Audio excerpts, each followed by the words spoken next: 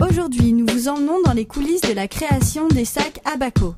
Fière d'une fabrication 100% française, la maison fait le bonheur des fashionistas saison après saison. Secret de la success story qui dure depuis plus de 20 ans, une love story.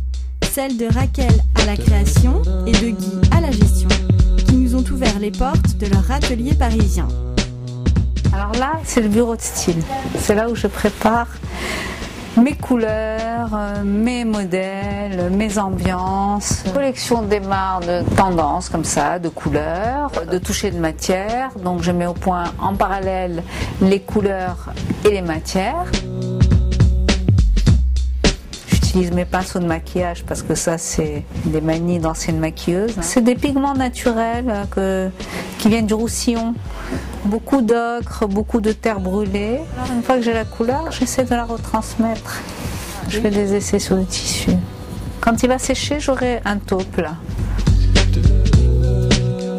Une fois que j'ai reçu mes essais de cuir et que les touchés me vont, les couleurs me vont, je les donne à mon façonnier, je commence à monter mes prototypes, je commence à exposer tous mes protos pour voir l'ambiance générale de la collection et puis je commence à faire des va-et-vient sur des détails, j'en rajoute, j'en enlève et c'est jamais terminé jusqu'à la veille de la présentation. Voilà donc une collection, ça c'est la collection d'hiver. Donc des pitons qui font des jolis camailleux avec les cuirs. Alors nos sacs sont souvent modelables. On le porte d'une manière assez féminine, comme ça. Et puis après on le resserre avec les deux petites pattes des deux côtés pour le rendre plus baroudeur. Et hop, ça devient une autre histoire. L'origine de l'histoire d'Abaco, c'est cette ceinture. Mon mari avait cette ceinture en couleur unie. Un jour, il s'est dit, je vais l'utiliser. Raquel, aide-moi à mettre des couleurs qui vont ensemble. Alors, allons-y. Avec ma folie des couleurs, j'ai mis toutes les couleurs qui donnaient le plus d'émotion, des vraies couleurs, mélangées avec un peu d'or. Et puis, on a commencé à chercher où on pouvait faire ça.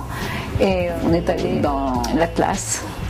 Et on a fini par trouver un tout petit village où on ne peut accéder qu'à dos d'âne. J'étais spécialisée pour travailler comme ça, c'est un travail très minutieux à la main et on a commencé à leur faire fabriquer ça pour nous. C'était complètement artisanal, ça a eu un succès fou. Christian Lacroix avait dit que c'était la plus jolie trouvaille de l'époque. Enfin bon, Jean-Paul Belmondo en a, il la porte encore. Voilà l'histoire du démarrage de cette ceinture et du démarrage d'Abaco.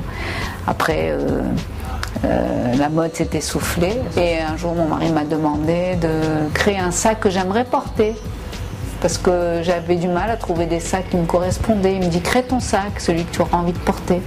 Et voilà comment l'histoire des sacs a démarré. Des sacs que les Parisiennes ont le privilège de retrouver dans la boutique rue des Rosiers.